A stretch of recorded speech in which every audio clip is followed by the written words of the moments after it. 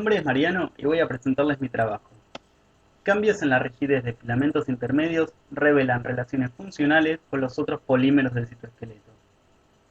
El citoesqueleto es una estructura compleja que le da forma y sostén a las células. Además, es una estructura dinámica que está en constante remodelación, respondiendo a la biología de la célula, tal como se ve en esta película.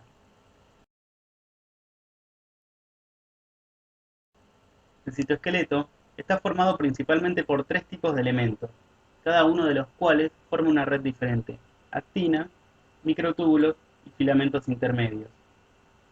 Estas redes están interconectadas por diversas proteínas. En este trabajo nos focalizamos en los filamentos intermedios, aquí en rojo. Los filamentos intermedios son una familia de proteínas.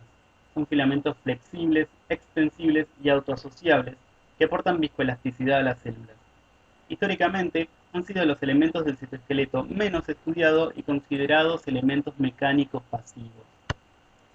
La bimentina es un filamento intermedio esencial en la transformación epitelial a mesenquimal que sufren ciertos tipos celulares. Este fenómeno provoca diversos cambios fenotípicos, en especial un aumento de la flexibilidad, lo que permite que las células migren, que es, por ejemplo, un fenómeno clave en la progresión tumoral. Por ello, y entre otras funciones, es una de las proteínas de esta familia más estudiada. Para comprender mejor ciertos aspectos de las funciones biológicas de los filamentos intermedios, estudiamos algunas de sus propiedades mecánicas.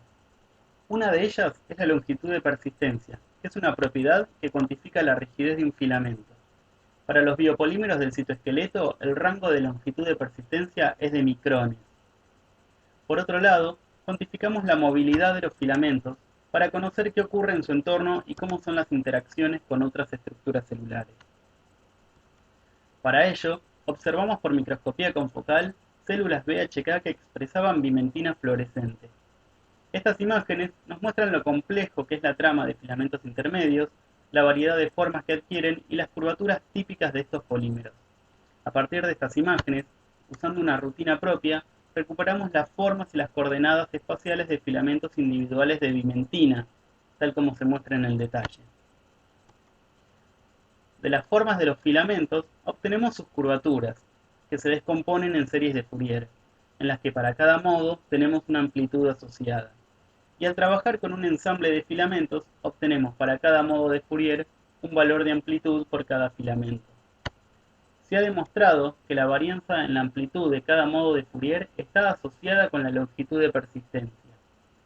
Con este método, analizamos las curvaturas de los filamentos de bimentina y encontramos que su longitud de persistencia es muy similar a la obtenida en experimentos in vitro. Esto indicaría que en el medio intracelular no hay fuerzas actuando sobre la red de bimentina, contrario a toda la evidencia que muestran diferentes interacciones. Para entender mejor esta situación, analizamos cómo los filamentos intermedios responden a perturbaciones en las otras redes del citoesqueleto. Para evaluar la respuesta de la red de bimentina cuando perturbamos a los microtúbulos, tratamos a las células con bimblastina, una droga que altera la dinámica de los microtúbulos y provoca que se curven notablemente. En esta situación, analizamos a los filamentos de bimentina y encontramos que su longitud de persistencia aumentaba significativamente. Por otro lado, encontramos que la movilidad de los filamentos de bimentina disminuía. Lo que ocurre es que los filamentos intermedios se rigidizan para generar un ambiente más resistente que contenga los microtúbulos, evitando que se curven tanto hasta fracturarse.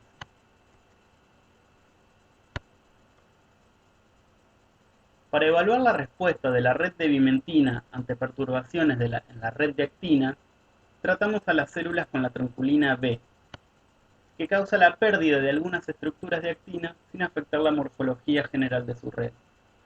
Analizamos a los filamentos de bimentina en esta condición y encontramos que aumentaba significativamente la longitud de persistencia.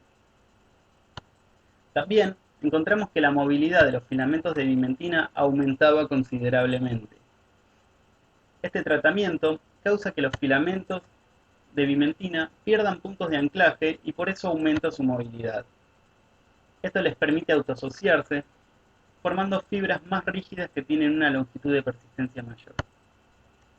En conclusión, los filamentos intermedios proveen un ambiente más rígido a los microtúbulos bajo tensión, y cuando se pierde en estructura de actina, los filamentos intermedios se autoasocian para mantener la forma de la célula. En definitiva, los filamentos intermedios responden activamente a las perturbaciones en el citoesqueleto. Muchas gracias, no duden en buscar el paper o escribirme.